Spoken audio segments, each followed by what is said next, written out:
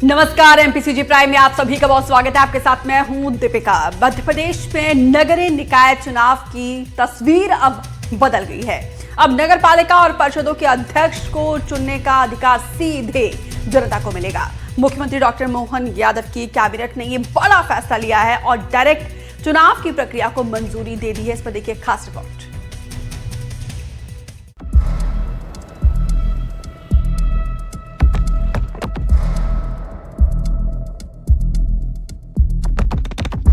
मध्य प्रदेश की 397 नगर पालिकाओं और परिषदों में अब जनता ही अध्यक्ष चुनेगी।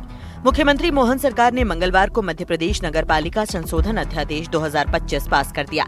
इस फैसले के बाद 2027 में होने वाले चुनाव सीधे होंगे, यानी अध्यक्ष को चुनने का हक अब पार्षदों के पास नहीं होगा, बल्कि मतदाताओं के पास होगा।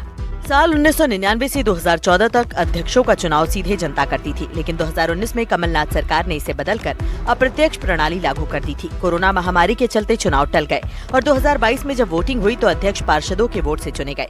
अब मोहन सरकार ने एक बार फिर सीधे चुनाव का रास्ता खोल दिया है। अध्यक्ष पद पर अविश्वास प्रस्ताव की नई व्यवस्था भी तय हुई है। अब 3/4 पार्षदों को ही अविश्वास प्रस्ताव लाने का अधिकार होगा और अगर अविश्वास प्रस्ताव आता है तो राज्य निर्वाचन आयोग खाली कुर्सी भरी कुर्सी चुनाव कराएगा। इसमें जनता ही तय करेगी कि अध्यक्ष पद पर रहेंगे या हटेंगे। राजनीतिक जोड़ तोड़ और अस्थिरता यही वो कारण थे जिनकी वजह से मोहन सरकार ने डायरेक्ट चुनाव को सही ठहराया है। माना जा रहा है कि इस फैसले के बाद स्थानीय निकायों की राजनीति में न सिर्फ पारदर्शिता बढ़ेगी बल्कि स्थिरता भी आएगी। भारतीय जनता पार्टी की सरकार का स्पष्टता के साथ मानना रहा था कि जो त्रिस्तरीय व्यवस्था में हमारी सबसे मजबूत बॉडीज हैं, उनका निर्वाचन डायरेक्ट जनता के माध्यम से हो, जनता के मनमाफिक प्रतिनिधि उनके क्षेत्रों का प्रतिनिधित्व करें और विकास के कार्यों का सुचारू रूप से संचालन करें। और राजनीतिक अस्थिरता जो स्थानीय स्तर पर लगातार देखने को मिलती थी, पार्षदों की खरीद फरोख्त का विषय कई बार संज्ञान में आता था, तो इन तमाम चीज़ों को दरकिनार करते हुए एक सशक्त और मजबूत नेतृत्व को प्रदान करने के लिए हमारी सरकार ने इस प्रकार का निर्णय लिया है। कमलनाथ जी की सरकार जो पूरी तरीके से भयक्रांत थी कि उनके अपने प्रतिनिधि निर्वाचित होकर के नहीं आ सकते, उस स्थिति में उन्होंने खरीद फरोख्त को कहीं न कहीं बढ़ाने के लिए, उसकी एक व्यवस्था को कायम रखने के लिए और अपने प्रतिनिधियों को महापौर और नगरीय निकाय के अध्यक्ष के पदों पर पहुंचाने के लिए इस व्यवस्था को लागू किया था, जिसको मध्य प्रदेश की जनभावना का सम्मान करते हुए माननीय मुख्यमंत्री जी और मध्य प्रदेश की कैबिनेट ने संशोधन का निर्णय लिया है, जो अब मध्य प्रदेश में लागू होगा और मध्य प्रदेश की जनभावना को सर्वरूपरी रखते हुए हमारी सरकार काम करेगी। सरकार का काम यह है कि जो सही फैसले हैं उनको बदलना, और ये लगातार भारतीय जनता पार्टी की सरकार कर रही है। माननीय कमलनाथ जी के समय, कांग्रेस पार्टी की सरकार के समय हमने जो निर्णय लिया था, वो निर्णय हमने सबसे राय करके, मशवरा करके लिया था, जो वास्तव में ज़मीनी हकीकत थी उसको मद्देनज़र रख के लिया था। अब सरकार तो चाहती है कि कैसे भी करके धनबल से, बाहुबल से और उनके जितने भी हथकंडे हैं उन सबको अपनाएं और अपने लोगों को वहां पर बिठाएं इनके प्रकार। डायरेक्ट चुनाव के फायदों की बात करें तो इससे पारदर्शिता बढ़ेगी, अस्थिरता खत्म होगी, जनता को सीधा अधिकार मिलेगा। तो अब मध्य प्रदेश के शहरी निकायों में बड़ा बदलाव होने जा रहा है। अध्यक्ष पद का चुनाव सीधे जनता करेगी। ये फैसला आने वाले चुनावों में कितना असर दिखाता है, ये भी देखना दिलचस्प होगा, लेकिन ये तय है कि जनता को सीधा अधिकार मिलेगा और यही लोकतंत्र की सबसे बड़ी ताकत है। भोपाल से कैमरा पर्सन राजू बाथम के साथ आकाश द्विवेदी, एनडीटीवी।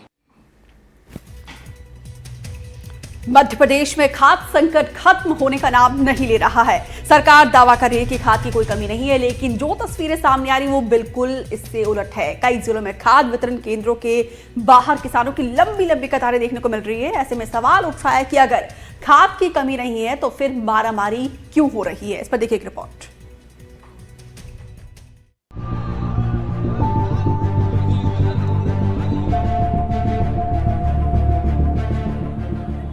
मध्य प्रदेश में किसान परेशान हैं और उनकी परेशानी का कारण है खाद की कमी। कई जिलों में खाद वितरण केंद्रों के बाहर किसानों की भीड़ आम बात हो गई है। किसान जल्दी सुबह वितरण केंद्रों पर पहुंचकर लाइन लगा लेते हैं इस उम्मीद में कि उन्हें खाद मिलेगी, लेकिन कई जगहों पर किसानों को या तो खाद मिल नहीं रही और जहां मिल रही है वहां 1 से 2 बोरी ही मिल रही है। डबरा से आई ये तस्वीरें देखिए। खाद के लिए किसान सुबह से लाइन में खड़े हैं, लेकिन उन्हें खाद नहीं मिल पा रही है। किसानों का आरोप है कि निजी दुकानों पर खाद का स्टॉक है, लेकिन सरकारी केंद्रों पर खाद नहीं मिल रही। किसानों का आरोप है कि खाद की कालाबाजारी की जा रही है। कई किसान अधिकारियों पर मिलीभगत का आरोप लगा रहे हैं। किसान संगठनों का दावा है कि एमपी के 22 जिलों में खाद का संकट है। खाद के लिए लग रही किसानों की लंबी लंबी लाइनें। किसानों को टोकन मिल रहा है लेकिन खाद नहीं। कहीं खाद मिल भी रहा है तो पर्याप्त मात्रा में नहीं। मंगलवार को रीवा के सिरमौर विधानसभा क्षेत्र अंतर्गत उमरी में खाद वितरण टोकन लेने के लिए भगदड़ मच गई। इस दौरान भगदड़ में शामिल कई महिला पुरुष घायल हो गए। उस दौरान भीड़ को नियंत्रित करने के लिए प्रशासनिक अमला और पुलिस फोर्स भी पर्याप्त संख्या में नहीं थे।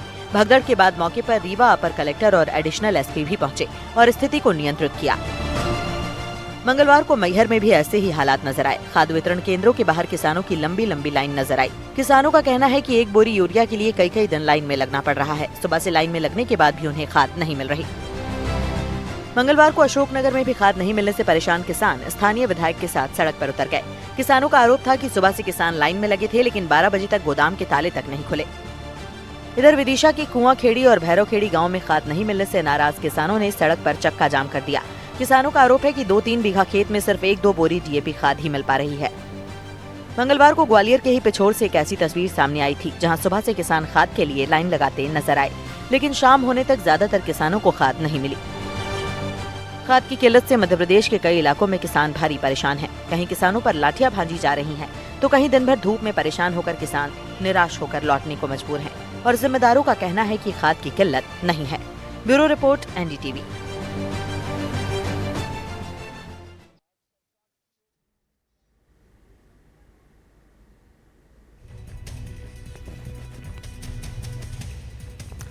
रायपुर में बिजली की समस्या को लेकर कांग्रेस ने प्रदर्शन किया। कांग्रेस कार्यकर्ताओं ने बिजली ऑफिस का घेराव कर तालाबंदी की और सरकार पर जमकर निशाना साधा।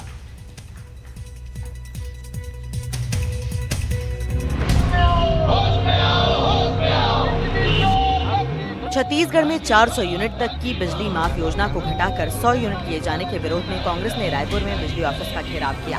कांग्रेस कार्यकर्ताओं ने रायपुर के डंगनिया स्थित बिजली ऑफिस के सामने प्रदर्शन किया।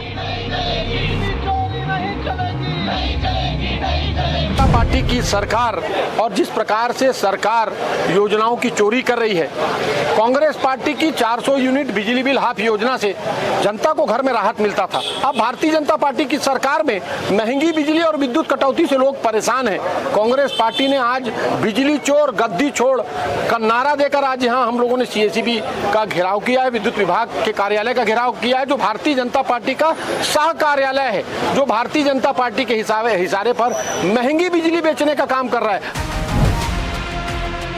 कांग्रेस का ये प्रदर्शन बिजली बिल हाफ योजना में कटौती, छत्तीसगढ़ में महंगी बिजली दर, लगातार हो रही अघोषित कटौती और लो वोल्टेज की समस्या को लेकर था। विरोध कर रहे कांग्रेस कार्यकर्ताओं ने बिजली ऑफिस के सामने धरना दिया और जमकर नारेबाजी की। इसके बाद कांग्रेस के पूर्व विधायक के नेतृत्व में बिजली ऑफिस के गेट पर तालाबंदी कर दी। रायपुर से एनडीटीवी के लिए जुल्फिकार अली की रिपोर्ट।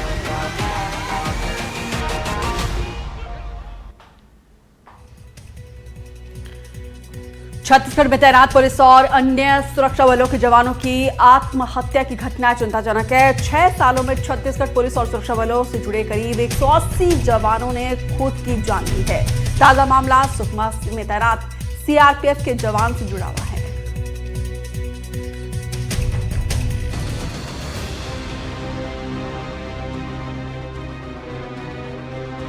छत्तीसगढ़ की जनता को सुरक्षित रखने की जिम्मेदारी निभा रहे सुरक्षा बल के जवान खुद की जान ले रहे हैं। बीते 9 सितंबर को नक्सल प्रभावित सुकमा जिले में इंजरम कैंप में तैनात सीआरपीएफ 219 बटालियन के जवान नीलेश गर्ग की आत्महत्या की खबर ने हड़कंप मचा दिया था। नीलेश ने खुद को गोली मारकर अपनी जान ले ली। मृतक के पास से 6 पेज का सुसाइड नोट बरामद हुआ है।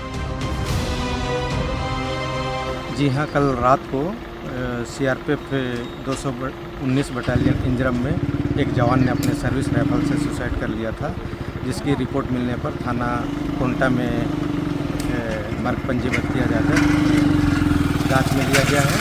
जांच में सभी बिंदुओं पर बारीकी से जांच की जाएगी। छत्तीसगढ़ में सिर्फ नक्सल मोर्चे पर तैनात जवान ही खुद की जान ले रहे हैं, ऐसा नहीं है। 16 अगस्त 2025 को बालोद जिले के दल्ली राजहरा में पदस्थ assistant sub inspector Hiraman Mandavi ने फांसी लगाकर आत्महत्या कर ली। अप्रैल 2025 में भाटापारा के कांग्रेस विधायक के सुरक्षा कर्मी दिनेश्वर गागड़ ने खुद को गोली मारकर आत्महत्या कर ली। अगस्त महीने में ही रायपुर के सिविल लाइन में पदस्थ एक सिपाही का शव फांसी के फंदे पर लटका मिला। छत्तीसगढ़ गृह विभाग के आंकड़े के मुताबिक जनवरी 2019 से 15 जून 2025 तक छत्तीसगढ़ में ड्यूटी कर रहे सुरक्षा बल के 177 जवानों ने आत्महत्या की। बस्तर संभाग में सबसे ज्यादा 88 जवानों ने खुदकुशी की। रायपुर संभाग में 34, दुर्ग में 24, बिलासपुर संभाग में 20 और सरगुजा में 11 जवानों ने आत्महत्या की। 15 जून 2025 के बाद राज्य में पुलिस और सुरक्षा बल के जवानों की आत्महत्या के 4 मामले सामने आए हैं। उसी समय ही होते हैं जब वे छुट्टियों से वापस अपने मोर्चों की ओर जा रहे होते हैं। तो एक बार बहुत ज़रूरी होता है कि जब वे छुट्टी के बाद अपने स्टेशन में वापस लौटते हैं उस समय में एक धीरे धीरे जैसा हम कहते हैं ना कि हाईवे पे धीरे धीरे क्रमशः स्पीड बढ़ानी चाहिए। तो उस समय काउंसलिंग का स्टेज होता है, वो ज़रूर हमको ध्यान रखना चाहिए है। वैसे जब मैं पूर्ववर्ती समय में उन क्षेत्रों में जाती थी तो भी बहुत ही कठिन परिस्थिति थी और मेरी पूरी संवेदनाएं अपने सुरक्षा बल जवान भाइयों की ओर इसलिए होती थी क्योंकि वास्तव में घंटों एक पेड़ की डाली पे चढ़े रहते हुए दायित्व करना। और छत्तीसगढ़ विधानसभा में एक सवाल के जवाब में गृह विभाग ने माना कि जवानों की आत्महत्या के बाद जांच में पाया गया है कि अधिकारी कर्मचारी मुख्यतः पारिवारिक, व्यक्तिगत, शराब सेवन और स्वास्थ्य संबंधी कारणों और अचानक आक्रोश में आकर आत्महत्या करते हैं। ऐसे में बड़ा सवाल यह है कि इसे रोकने के लिए क्या कदम उठाए जा रहे हैं। बस्तर संभाग के अंतर्गत स्थानीय पुलिस बल एवं केंद्रीय अर्धसैनिक बल की काफी बड़ी संख्या में जवान, सुरक्षा बल के सदस्य जो अनेक प्रकार की ड्यूटी के लिए तैनात है। नक्सलवादी अभियान से लेकर पुलिसिंग ड्यूटी, ट्रैफिक ड्यूटी और अन्य सभी प्रकार का जो बेसिक पुलिसिंग संबंधित ड्यूटी के लिए तैनात है। अभी बीच में इनमें से किसी जवान का अलग अलग कारणवश यदि किसी का पारिवारिक समस्या, किसी का हेल्थ रिलेटेड यदि कोई कारण है यानी कोई भी परिस्थिति के कारण से आत्महत्या करने का जानकारी सामने आते हैं। पूर्व में भी इस प्रकार घटना को देखते हुए जैसा सभी जवानों को जो स्ट्रेस मैनेजमेंट के लिए उनके जो कर्तव्य में जो तनाव को कम करने के लिए और सभी प्रकार का उनका मेंटल हेल्थ में किसी प्रकार का कोई नेगेटिव असर ना पड़े उसके लिए अलग अलग प्रकार का कार्य योजना भी तैयार करके इसको क्रियान्वयन किए थे। सरकार सुरक्षा बल के जवानों की आत्महत्या को रोकने के लिए कदम उठाने की बात कर रही है, लेकिन एक्सपर्ट से जानते हैं कि आखिर क्या करने की जरूरत है। देखिए, एक समय था जब वे ऑपरेशंस करते थे और वो कहते थे हमको मैं किसी की ओर इंगित नहीं कर रही हूँ यहाँ पे, पर एक समय था जब वो कहते थे अभी से कुछ 2-4 वर्ष पूर्व कि हमको हमारा मतलब एक ग्राउंड मिल जाए, एक मनोबल मिल जाए तो हम कोई भी कार्यवाही पूर्ण सशक्तता के साथ करेंगे। आज ये स्थिति है कि सुरक्षा बल जवानों का मनोबल उच्च है और बहुत अच्छे से वो अपनी कार्यवाही कर रहे हैं, पर उस मनोबल की निरंतरता को बनाए रखने के लिए भी कई प्रयास जारी हैं और भी प्रयास किए जा सकते हैं। यथा जब मानसिक थकान के लक्षण उनकी ओर दिखाई देने लगे तभी उस समय हमको वे सारे पैरामीटर्स जैसे योगाभ्यास होते हैं और विभिन्न प्रकार की जो काउंसलिंग की अवस्थाएं हैं उन सब के लिए बहुत ध्यान देने की आवश्यकता होती है। छत्तीसगढ़ पुलिस और सुरक्षा बल के जवानों की भुजाओं के बल पर देश के आंतरिक सुरक्षा के लिए सबसे बड़े खतरे के रूप में माने जाने वाली समस्या के समाधान का तेजी से दावा तो किया जा रहा है, लेकिन उन्हीं मोर्चों पर तैनात जवानों की आत्महत्या की घटनाएं चिंताजनक हैं। रायपुर से कैमरा सहयोगी प्रवीण साहू के साथ नीलेश त्रिपाठी, एनडीटीवी। अनंत चतुर्दशी के अगले दिन भोपाल के आरिफ नगर इलाके में गणेश प्रतिमा के विसर्जन जुलूस में पथराव के आरोप लगे, जिसके बाद से आक्रोशित लोगों ने कुछ ही देर के लिए गौतम नगर थाने का घेराव किया। इसी बीच मामले से जुड़ा एक और तथ्य अहम जो है वो सामने आया है, जिसका नाम मौजूदा एफआईआर में आरोपियों में है और करीब 1 महीने पहले ही इसी थाने में मौजूद फरियादी के खिलाफ एफआईआर दर्ज कराई गई थी और शिकायत में बताई घटनास्थल की लोकेशन शुरुआती तथ्यों से पूरी तरीके से मेल नहीं खाती है। अब तक खंगाले गए सीसीटीवी फुटेज में पथराव दर्ज नहीं मिला है। अब फरियादी ही पुलिस की जांच के घेरे में आ गए हैं। आरोप है कि आपसी रंजिश का बदला लेने के लिए पथराव की कहानी बनाई गई।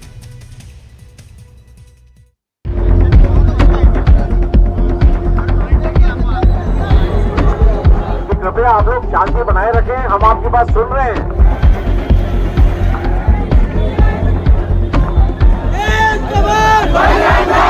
मध्य प्रदेश शांति का टापू है। यहाँ हर सनातन त्योहार बढ़ चढ़ के मनाया जाएगा और यदि उसमें कोई रोड़े अटकाएगा तो वो कोई भी हो, कैसा भी हो, उसे बख्शा नहीं जाएगा। विघ्नहर्ता के जुलूस में विघ्न बाधा डालोगे तो जिंदगी भर विघ्न बाधाएं भोगोगे, ऐसी हमारी तैयारी। ये बिरयानी खिलाने वालों की सरकार नहीं है। मंत्री जी, आदरणीय विधायक जी नाराज हैं, सीधे सनातन पर हमला बता दिया। मंत्रियों के बयान ऐसे जैसे किसी बड़ी साजिश का पर्दाफाश कर दिया हो। लेकिन काश पुलिस की जांच देख लेते, सीसीटीवी खंगाल लेते। पुलिस की पड़ताल और सीसीटीवी फुटेज इस राजनीतिक नैरेटिव को पलटने लगे हैं। फरियादी चरण सिंह कुशवाहा ने 3 नामजद आरोपियों पर पत्थरबाजी और मूर्ति खंडित करने का आरोप लगाया। एफआईआर में लिखा पत्थर उन्हीं के हाथों से आया, लेकिन पुलिस की जांच कह रही है कहानी कुछ और है। जिस अब्दुल हलीम को एफआईआर का मुख्य आरोपी बनाया गया, पुलिस ने उसी के सीसीटीवी से साबित किया कि घटना के वक्त वो अपनी दुकान पर था। साहिल बच्चा हिस्ट्री शीटर है, लेकिन उसी दिन उस वक्त साहिल अपने पिता और दूसरे आरोपियों के साथ अजहरुद्दीन नाम के शख्स के घर के बाहर हंगामा कर रहा था। इसकी फुटेज सामने आई है। तीसरे आरोपी यासिन के खिलाफ फरियादी ने नामजद रिपोर्ट लिखाई है, लेकिन खुद कह रहे हैं कि उन्होंने आरोपियों को घटनास्थल पर नहीं देखा। हम लोग को सूचना मिली कि पथराव का ऐसा केस सामने आया है। हम लोग सब पूरी टीम हमारी काल मौके पर पहुंची और जो तभी हम लोगों ने उनसे कहा था कि आप लोग तत्काल जो भी है इशू सामने आया तो आप एफआईआर कराइए, but somehow they were reluctant और उसके काफ़ी समय बाद, घटना के लगभग आधे पौन घंटे बाद उन्होंने एफआईआर कराई। और जब हमने प्राइमरली इन्वेस्टिगेशन किया, जब हम लोग ने सीसीटीवी फुटेज अगर देखे जिनके उन्होंने नाम लगाए हैं, तो एक तो अभी still we are unable to trace that chap, और जो बाकी 2 भी हैं उनका प्रेजेंस भी was not on in that area. They एक तो अपने शॉप पर ही था, and that we have proved through the presence of the CCTV footage. तो प्राइमरली जो एविडेंसेस आए हैं, और वहाँ पे भी जो हम लोग ने बाय स्टैंडर्ड्स से भी पूछा और भी जो झांकी के साथ भी थे, तो इस तरह से कोई ना, still they are not coming for giving statements. Police को की गई शिकायत के मुताबिक बैरसिया रोड की झांकी सोमवार शाम 7:41 पर निकली। विसर्जन के लिए उसे खटलापुरा घाट पहुंचना था। आरिफनगर मस्जिद के आगे अचानक कुछ असामाजिक तत्वों ने पथराव कर दिया। इसमें गणेश जी की बड़ी प्रतिमा और ट्राले में रखी छोटी मूर्तियां खंडित हो गईं। जिसके बाद झांकी डीआईजी बंगला चौराहा पहुंची। वहां जुलूस में शामिल समिति के पदाधिकारियों ने पथराव में प्रतिमाएं खंडित होने का आरोप लगाते हुए चक्का जाम कर दिया। हालांकि जिन लोगों की पुलिस ने गवाही ली, उन्होंने भी मामले से इनकार किया है। पथराव हुआ ही नहीं, हम भी तो यही बोलने गए थे, चलिए भैया देखिए चल के अपन सब। मैंने हमारे मोहल्लेदार है वो लोग भैया, तो बहुत ही अच्छे मोहल्ले वाले हैं। अधिकारियों ने दिखाया था, मैं तो कुछ न कोई भी ऐसा है ही नहीं। पथराव बिल्कुल आराम से झांकी निकलती हुई है, आप देखिए ना ये अधिकारियों ने। जी, एनडीटीवी ने मामले में फरियादी चरण सिंह कुशवाहा से बात करने की कोशिश की, लेकिन उसने पहले फोन नहीं उठाया। बाद में कहा वो कोर्ट में है। परसों जो प्रतिमा खंडित हुई थी उस पर एफआईआर आप नहीं करवाई थी ना? अच्छा, ठीक ठीक। वैसे फरियादी और आरोपी अब्दुल हलीम के बीच पहले भी विवाद हो चुका है। फरियादी चरण सिंह के खिलाफ मौजूदा आरोपी अब्दुल हलीम ने 8 अगस्त को एफआईआर करवाई थी, जिसमें आरोप लगाया था कि काम के दौरान कुशवाहा और उसके साथियों ने उसके साथ गाली गलौज की और वाहन में आग लगाने और जान से मारने की धमकी दी। अब इस मामले में फरियादियों के खिलाफ एफआईआर की मांग हो रही है। कार्रवाई उनके ऊपर होना चाहिए जिन्होंने बिना सच सामने आए एक एरिया को टारगेट करा, एक समुदाय को टारगेट करा। कमिश्नर साहब से मिलने जा रहे हैं कि उनके ऊपर कार्रवाई होना चाहिए और उन लोगों के ऊपर भी कार्रवाई होना चाहिए जिन्होंने ये झूठा इल्ज़ाम लगाया। माहौल को ख़राब करा, दंगा करने की साजिश थी और भोपाल का माहौल बिगाड़ने की साजिश करी जा रही थी। तो हम लोग चाहते हैं ऐसे लोगों के ऊपर कार्रवाई हो। झूठी एफआईआर पर अगर ऐसा let the things come during the course of investigation, अगर इस तरह से पूरा हम लोगों के इन्वेस्टिगेशन में आएगा तो निश्चित ही है जो लीगल कोर्स ऑफ एक्शन है, we will take legal course of action. सांप्रदायिक भावनाओं को भड़काने वाले लोग, किसी भी वर्ग के किसी भी पक्ष के लोग हो, शासन प्रशासन को उन पर कड़ी नज़र रखना चाहिए। और जिस प्रकार के जब धार्मिक कार्यक्रम होते हैं तो उसके पहले उन पर नज़रबंदी होना चाहिए। और साथ में ये भी कहूँगा कि हर समाज को अपने अपने धर्म को में आस्था है, दूसरे समाज के धर्मों को भी सम्मान देना चाहिए। सच्चाई क्या है ये सीसीटीवी और पुलिस की जांच तय करेगी, लेकिन ये साफ है कि संवेदनशील मौकों पर नेताओं ने बयानबाजी से नैरेटिव रचने की जल्दबाजी दिखाई। वहीं धर्म के जानकार भी पूछ रहे हैं कि अनंत चतुर्दशी खत्म होने के बाद श्राद्ध पक्ष में विग्रह का विसर्जन क्यों हो रहा है। अनंत चतुर्दशी के अगले दिन भोपाल के गौतम नगर इलाके में गणेश जी की प्रतिमा पर पथराव के आरोप लगे, लेकिन पुलिस की जांच में फिलहाल ये आरोप सच नहीं पाए गए हैं। हालांकि फिर भी एफआईआर तो दर्ज हो ही गई है और हम सच ढूंढने निकले हैं तो याद आता है, जो देखता हूँ वही बोलने का आदी हूँ, मैं अपने शहर का सबसे बड़ा फसादी हूँ। भोपाल से अपने कैमरे सहयोगी रिजवान खान के साथ अनुराग द्वारी, एनडीटीवी। अब बात नेपाल की करते हैं। आपने जो बवाल देखा है नेपाल में, आक्रोश देखा है, तख्तापलट को देखा है, ये कोई अचानक नहीं हुआ है, बल्कि इसकी कहानी कई महीनों से चल रही थी। लोग बस वक्त और मौके का इंतजार कर रहे थे। मौका आया, ज्वाला भड़की और क्रांति की मशाल जल उठी है।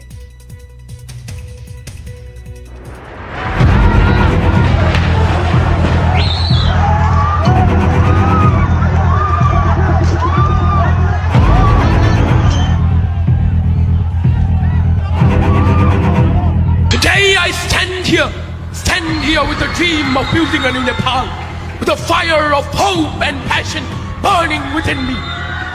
But my heart is heavy because this dream seems to be slipping away. सच है कि कुछ आवाजें उम्र की मोहताज नहीं होती। कुछ क्रांति नेता नहीं बच्चे लाते हैं। बीते 72 घंटे से जलते नेपाल और तख्ता पलट की जो तस्वीरें आप देख रहे हैं, उसकी पूरी स्क्रिप्ट दरअसल कुछ महीने पहले ही लिखी जा चुकी थी। पूरे देश में उबाल था, लोग आक्रोश से भरे थे, नेताओं के खिलाफ मन में क्रोध की ज्वाला जल रही थी। बस वक्त और मौके का इंतजार कर रहे थे। मौका आया, ज्वाला भड़की और क्रांति की मशाल जल उठी।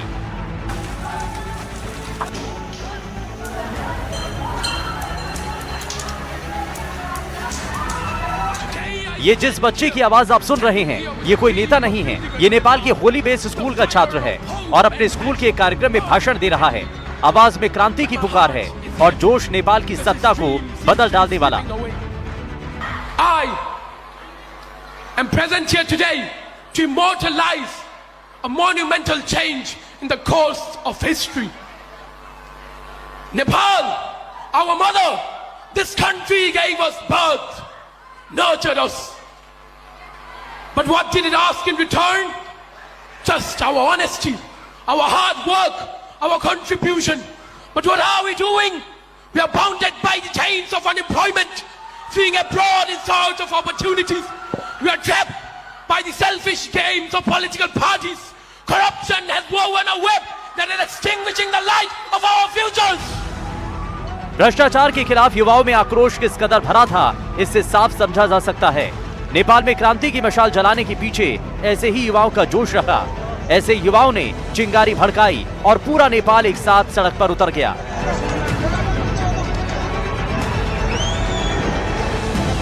जेनजी की क्रांति ने तख्ता पलटकर नेपाल में इतिहास रच दिया। Youth, rise! We are the torch bearers of change. If you do not raise our voices, who will? If you do not raise our voices, who will? If you do not build this nation, who will? We are the fire that will burn away the darkness. We are the storm that will sweep away injustice and bring prosperity. Our ancestors shed their blood to give us this nation. We cannot sell it. We cannot lose it. King Birendra once said, "Even if I die, shall my country live on?" All the youths, carry these words in your heart and engrave a monument of change in the course of history. Nepal is ours and its future is in our hands. Jai Yuva, Jai Nepal! ये तो आपने इस बच्चे की आवाज सुनी। अब उस जेनजी की आवाज सुनिए जिसने विद्रोह और बगावत के पीछे अपनी छाती पर गोली खाई। क्रांति के लिए सिर पर कफन बांधकर निकला था। विद्रोह की ज्वाला इस कदर थी कि जान हथेली पर लेकर संघर्ष करने निकल पड़ा।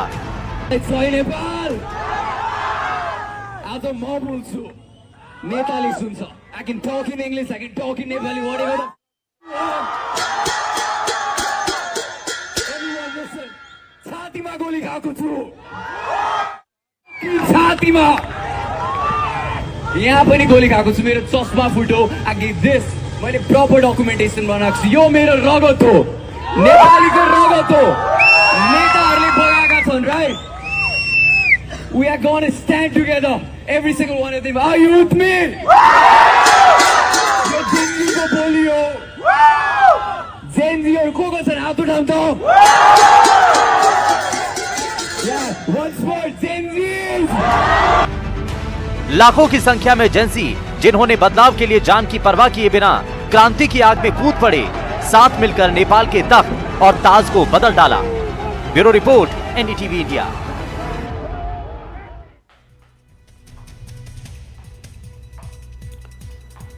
नेपाल में 2008 में माओवादियों की जीत हुई और करीब 250 साल पुरानी राजशाही को खत्म कर दिया गया। इसी के साथ नेपाल हिंदू राष्ट्र नहीं रहा और एक गणतांत्रिक देश बन गया। लेकिन 17 साल के लोकतंत्र में हुआ क्या और 14 सरकारें आई और चली गई।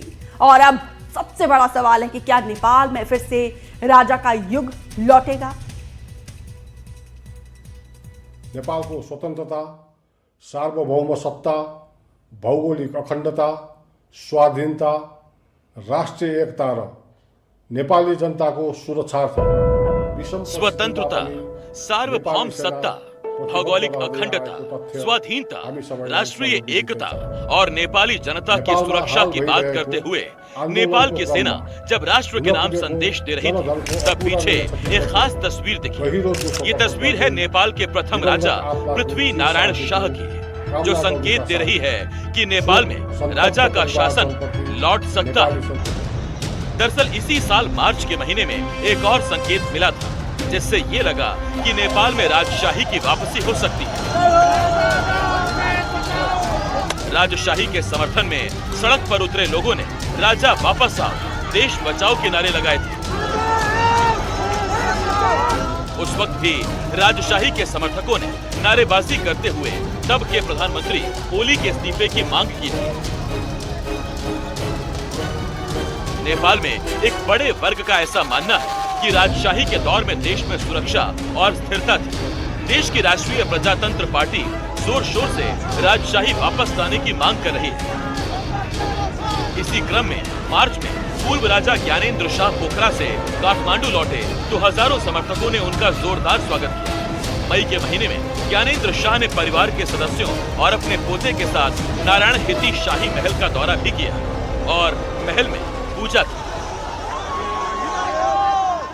नेपाल का रिश्ता राजशाही के तरफ, क्योंकि अभी जेएनजी जो मूवमेंट है ये और बढ़िया लोकतंत्र के लिए है। वो लोग को क्या लग रहा है कि जैसे राजशाही के बाद जो डेमोक्रेटिक सिस्टम आया उसमें भी लीडरशिप इस तरह राजशाही की तरह व्यवहार करने लगा, तो उससे ये पूछता नाराज था। इसीलिए उन लोग का कहना था कि leadership should be transparent, anti corruption movement should be strong and अपना जो भी टैक्स पेयर का पैसे है वो अच्छे तरह से मोबिलाइज करने वाला लीडरशिप का है।